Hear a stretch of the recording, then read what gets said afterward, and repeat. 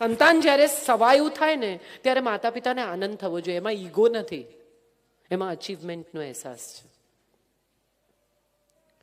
કોઈ કારણ વગર આપણે આપણા સંતાનમાં ઈગો જોતા થઈ ગયા છે. આપણું બાળક જ્યારે સોરી નથી કહેતું, નાનકડું ઇનોસન્ટ બાળક, ત્યારે એના કારણોમાં ઉતરવાનો પ્રયાસ કરજો. કારણ કે એને ખરેખર એવું લાગે છે કે આમાં સોરી કહેવા જેવું કંઈ છે નહીં, મેં ભૂલ નથી કરી. એની સાથે વાત કરજો કે બેટા કેમ નથી તારે સોરી કહેવું, શું થયું? તને એવું લાગે છે કે તું જૂઠું બોલ્યો તે બરાબર કર્યું? ટેલ મી વાય. આપણે બધા કોઈ પણ વાતનો નિવેડો ફડાક દઈને લાવવા માંગીએ છીએ. ચલો સોરી કહી દો, વાત પૂરી કરો. શાંત ચિત્તે કલાકો આપીને જે માતા પિતા પોતાના સંતાન સાથે વાત કરી શકે છે ને, એ મા બાપ એક સમજદાર માણસનું નિર્માણ કરે છે. અને આપણે એક સમજદાર માણસનું નિર્માણ કરવું હોય તો જ મા બાપ થવું. હું ઘણા લોકોને કહું છું, હવે એક આખી કમ્યુનિટી બજારમાં આવી છે, CBC કહેવાય છે એને, ચાઇલ્ડલેસ બાય ચોઇસ. ઘણા બધા કપલ એવું નક્કી કરે છે કે બાળક નથી જોઈતું, આ પૃથ્વી પર ઓલરેડી બહુ ભાર છે, આપણે એક વધારાનું છોકરું નથી લાવવું. ચાઇલ્ડલેસ લેવાનું નક્કી કરે છે એ પરિવાર. એનું એક કારણ કદાચ એ છે કે એ આખો પરિવાર ઊભો કરવાને બદલે એ પૃથ્વી પર થોડા એવા લોકો છે કે જેને બેટર લાઈફ આપવાનો પ્રયત્ન કરે છે. આ બેટર લાઈફ શું છે? Education, food. તો એ કામ ઘણા લોકો કરે છે. બહુ બધા NGO છે કે જે એજ્યુકેશન આપે છે, ફૂડ આપે છે, બાળમજૂરી અટકાવે છે, છોકરાઓને સારી રીતે રહેતા શીખવે છે.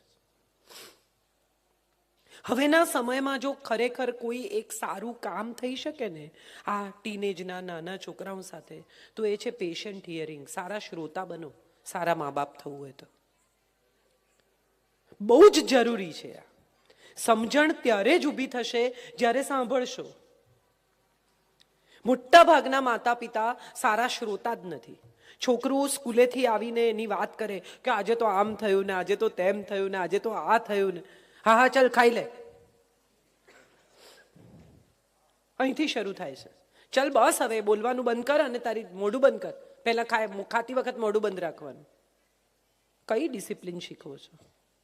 એ એના મનની આટલી અદ્ભુત વાતો તમારી સાથે શેર કરે છે. તમે ધીમે ધીમે ધીમે ધીમે એની શેરિંગ પર તાળા મારતા જાઓ છો. અને પછી 15-16 વર્ષનો દીકરો જ્યારે ઘરમાં વાત નથી કરતો ત્યારે માં કહે છે તો અમારી સાથે કંઈ વાત જ નથી કરતો. પણ એ જ્યારે કરતો હતો ત્યારે તમે બંધ કરાવ્યો. એની અક્કલ વગરની બેવકૂફ જેવી વાતો પણ સાંભળવી એ મા બાપ તરીકે આપણી ફરજ છે. એના મિત્રોને આપણે નથી ઓળખતા, પણ એ તો એમ જ માને છે કે તમે એના ઉત્તમ મિત્ર છો. એ મિત્રતા તમે તોડી. એને તમારામાં અદ્ભુત વિશ્વાસ હતો. એના ટીચરની મજાક કરે એ પણ એ આવીને તમારી સાથે શેર કરતા હતા, જો તમને યાદ હોય તો, કે આજે તો અમે એટલા સાહેબને હેરાન કર્યા મમ્મી. કરાય એવું? પતી ગયું. બહુ જ બધી મમ્મીઓ એવી છે જેને હું બરાબર ઓળખું છું. બેટા સાચું બોલવાનું, હું તને માફ કરી દઈશ. હસો, તમારી જ વાત છે. અને જેવું બિચારું છોકરું સાચું બોલે, માફી બાફી તો ઘેર ગઈ, એના હિસાબમાં લખાઈ ગયો. આજનું કાલે, કાલનું પરમ દિવસે. બીજી વાર જ્યારે આવી કોઈ પણ શંકા પડે ત્યારે તરત મમ્મી ખબર છે ને પછી તે દિવસે શું થયેલું, એ ભૂલી ગયો છે, તમે નથી ભૂલ્યા. આમાં સમજણનો સેતુ નહીં બને. તમારા બાળકને એવી ખબર નથી કે 35ના 45ના મા બાપ હોવું એ શું છે. તમે 35ના છો, તમે 45ના છો, તમે 50ના છો, એને નથી ખબર કે આ ઉંમરે માતા પિતાને કેવી લાગણી થતી હશે. પણ તમને ચોક્કસ ખબર છે કે 14 વર્ષના, 16 વર્ષના, 17 વર્ષના હોવું એ શું હતું. કારણ કે તમે તો ત્યાંથી આવ્યા છો, તમે એ રસ્તા પર આવ્યા છો. તમે સ્કૂલ બંક કરી છે, તમે તમારી નોટમાં પાછળ કોઈકના નામ લખ્યા છે, તમે ઊભા રહ્યા છો કોઈકને માટે તડકામાં, સાયકલની ચેનો ઉતારી કાઢી છે, તમે કોઈકની પેન પડી ના હોય તોય ઉપાડીને કીધું કે તમારી પેન પડી ગઈ એમ. આ બધું થઈ ચૂક્યું છે. એ કરે છે ત્યારે તમને વાંધો છે. આવું ના કરાય. કેમ? હવે એ 17ના છે.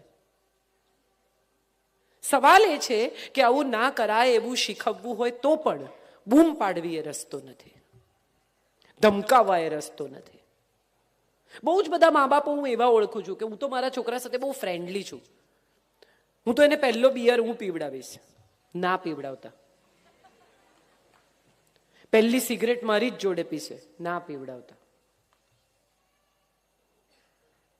જ્યાં સુધી એને એવી સમજણ ન પડે કે એ જે કરે છે તે ખોટું છે, ત્યાં સુધી એને આવા ચસ્કા નહીં કરાવતા.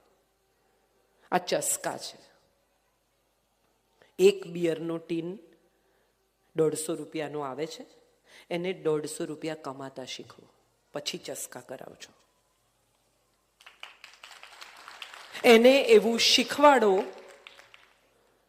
કે એને જે ગમે છે તે વસ્તુઓની કિંમત શું છે. મારો દીકરો 3 વર્ષનો હતો, 3 સાડા 3 વર્ષનો, અને એને દિવાળીમાં બધાએ પૈસા આપ્યા. એટલે બધા પૈસા એને ભેગા કર્યા. બાય 3.5 એને ખબર હતી કે આ પૈસા છે, આમાંથી કશું ખરીદી શકાય, આની વિનિમય વેલ્યુ છે. એટલે મને કહે છે કે મારે આમાંથી આમ લેવું છે અને મારે આમાંથી તેમ લેવું છે. મેં કીધું આપણે ક્રોસવર્ડ જઈએ અને તું જો તારી પાસે જેટલા પૈસા છે એમાંથી જે આવે તે આપણે લઈશું. માં પૈસા નહીં આપે. એટલે અમે ક્રોસવર્ડ ગયા. એની પાસે કંઈ 273-75 રૂપિયા, સમ વેગ સ્ટુપિડ અમાઉન્ટ હતો. એ દરેક રમકડું ઉંચકે અને ક્રોસવર્ડના માણસને પૂછે કે આ 275 કરતાં મોંઘું છે કે સસ્તું છે. એણે 2 કલાક બગાડ્યા ત્યાં, મોંઘું છે કે સસ્તું છે, મોંઘું છે કે સસ્તું છે કરીને. ફાઇનલી એણે કંઈક એક વસ્તુ પસંદ કરી જેની કિંમત 270 રૂપિયા હતી ને કંઈ 3-5 રૂપિયા વધ્યા. અમે બહાર નીકળતા હતા ત્યારે એણે કહ્યું કે અમારે આઈસ્ક્રીમ ખાવું છે. એટલે મેં કીધું 5 રૂપિયામાં આઈસ્ક્રીમ ના આવે. તો કેટલામાં આવે? તો 25 રૂપીસમાં. 25 એટલે કેટલા? મેં કીધું તારી પાસે છે ને એને 5 ટાઈમ્સ કરવાના. 1 2 3 4 5 એટલી વાર તું આ પૈસા મૂકે ને તો થાય. તો તું આપને. તો આપણે નક્કી કર્યું હતું ને આજે હું નહીં આપું, હું તને ખાલી લઈ જઈશ ને પાછો લાવીશ. હું તને અહીંયા મૂકીને જતી રહું ને દીકરા, તો તારી પાસે રિક્ષામાં ઘેર જવાના બી પૈસા નથી, because it is also more than 5 rupees. આમાં ક્યાંય એને ઉતારી પાડવાનું, એને આઈસ્ક્રીમ નહીં ખવડાવવાની ક્રૂરતા નથી. આમાં ક્યાંય એવું નથી કે ક્રૂર માં છે, કેવી ખરાબ બોલો છોકરાને આઈસ્ક્રીમ ન ખવડાવ્યો. ના, એને એવી સમજણ પડી ગઈ કે જો જિંદગીમાં મજા કરવી હશે તો પૈસા જોઈશે, અને પૈસા જોઈશે તો એને માટે મહેનત કરવી પડશે. બાળકને તડકો આપવો એ ક્રૂરતા નથી, એ ફરજ છે સાહેબ. જે મા બાપ એમ માનતા હોય કે મારે તો ના ના અમને જે નથી મળ્યું એ બધું મારે એને આપવું છે, એ મા બાપ એની જિંદગીની પત્તર ઠોકે છે. આ યાદ રાખજો, અને આનું પરિણામ તમારી સામે આવીને ઊભું રહે ત્યારે એને ફેસ કરજો. એને 12મા ધોરણમાં તમે મોટરસાયકલ, સ્કૂટર જે બી અપાવ્યું, તમને કોક આવીને ફરિયાદ કરે કે તમારો દીકરો બહુ ફાસ્ટ ચલાવે છે. કેમ? કારણ કે એને ખબર જ નથી કે આ મોટરસાયકલ, સ્કૂટર ખરીદવા માટે કેટલા પૈસા જોઈએ, મારા પિતાએ, મારી માએ કેટલી મહેનત કરી છે. હમણાં થોડા દિવસ પહેલા હું ગાડી લઈને જતી હતી IIM પાસેથી, અને એક છોકરો આમ કરીને સ્કૂટર પર, મોટરસાયકલ પર નીકળી ગયો. એટલે મેં ગાડી, હું સારી ચલાવું છું, મેં ખૂબ એને પ્રેશર કરીને આગળ જઈને આમ સાઈડમાં ઊભો રાખ્યો. હી નેવર થોટ કે આવી રીતે કોઈ પાછળ પડીને મને આવી રીતે દબાવી શકે. એને સાઈડમાં ઊભો રાખ્યો. હું ઉતરી ગાડીમાંથી. શું નામ તારું? કેમ, શું કામ છે? એટલે મેં કીધું તારા પપ્પાનો નંબર આપ બેટા. નહીં આપું. તું તો પોલીસને આપવો પડશે. કાં તો મને આપને કાં તો પોલીસને આપ. તારે કોને આપવો છે? Aunty you are too much. મેં કીધું yes, my son also tells me the same. એણે મને નંબર આપ્યો. મેં એના પિતાને ફોન કર્યો. મેં એના પિતાને કહ્યું કે આ તમારો દીકરો એટલું બધું ખરાબ રીતે મોટરસાયકલ ચલાવે છે, કોઈ દિવસ એને જબરજસ્ત એક્સિડન્ટ થશે, તમારે એને શીખવવું જોઈએ કે મોટરસાઇકલ આટલું ખરાબ રીતે ન ચલાવાય. એટલે એમણે કહ્યું એને ફોન આપો. એટલે એને ફોન આપ્યો. ઘરે આવતો રહે.